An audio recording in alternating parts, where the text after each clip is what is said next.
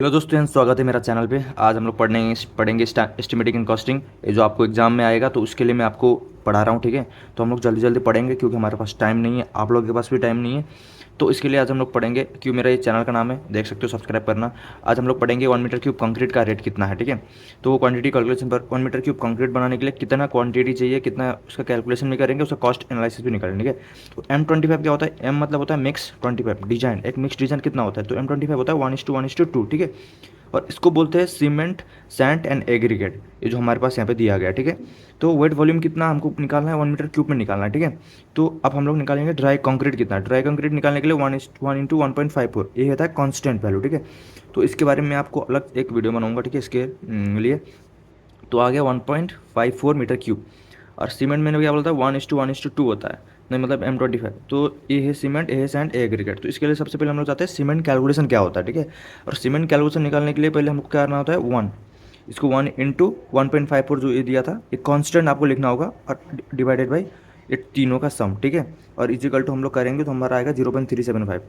तो आपको पता होगा सीमेंट का जो डेंसिटी होता है 1440, इसका डेंसिटी है। तो weight is equal to volume into density, ये मतलब होता है, फॉर्मूला होता है, आपको याद करना है, ठीक है। Volume into density.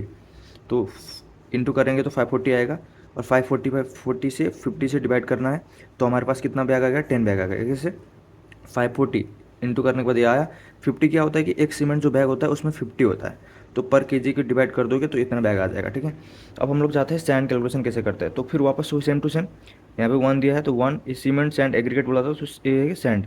तो 1 × 1.54 सेम, 1+1+2, तो सेम आएगा 0.375।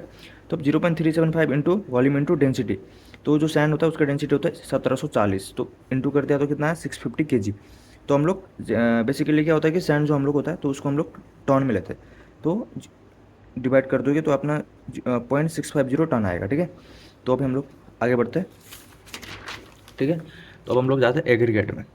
तो एग्रीगेट था, यहाँ पे देख सकते हो एग्रीगेट कैसे निकाला। 1:1:2 था, तो एग्रीगेट क्या था? 2 इंटू 1.54 डिवाइडेड बाई 1+1+2, तो आ गया 0.77, ठीक है।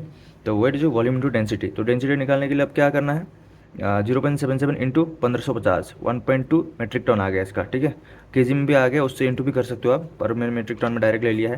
तो अब देख लेना इसका। तो अब वाटर का कितना है? 540 इंटू 0.55। तो सीमेंट का कितना आया था? 540 केजी आया था ना, इंटू से 0.55, मतलब इसका एक कॉन्स्टेंट रेट है, तो इसको इंटू कर सकते हो आप किसी से भी, इससे। तो उसका आप कितना वाटर रेशियो पता चल जाएगा, ठीक है। 297 लीटर। तो आपको कॉस्ट निकालने के लिए क्या करना होगा? कॉस्ट निकालने के लिए सीधा पहले 10 बैग हमारा जो आया था, 10 बैग इंटू मार्केट में कितना प्राइस है उसको इंटू कर दो, ये पैसा आ गया। सैंड कितना टन का प्राइस? तो 1350 पर टन है, तो इससे इंटू कर दिया तो इसका ये रेट कॉस्ट आ गया। एग्रीगेट का भी जो आया था 1.2 इंटू 1250, 1500। तो मार्केट में क्या है आपको ये याद करना पड़ेगा पहले कि इनका रेट क्या चल रहा है। फिर वाटर में जो दिया था 297.0.1 मीटर क्यूब में कितना खर्च हुआ, तो उस मीटर क्यूब में 29 रुपीज़ हमको लगेगा, तो टोटल इतना हो गया, ठीक है।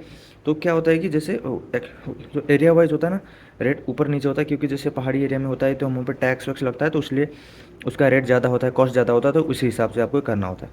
तो आप ये अभी पढ़ लीजिए, देख लीजिए, और उसके बाद मैं आपको 1.54 कैसे हो रहा था कंस्टेंट, वो आपको मैं अलग वीडियो में बनाऊंगा, और एक वाटर का रेशियो कैसे होता है वो भी आपको बताऊंगा, ठीक है।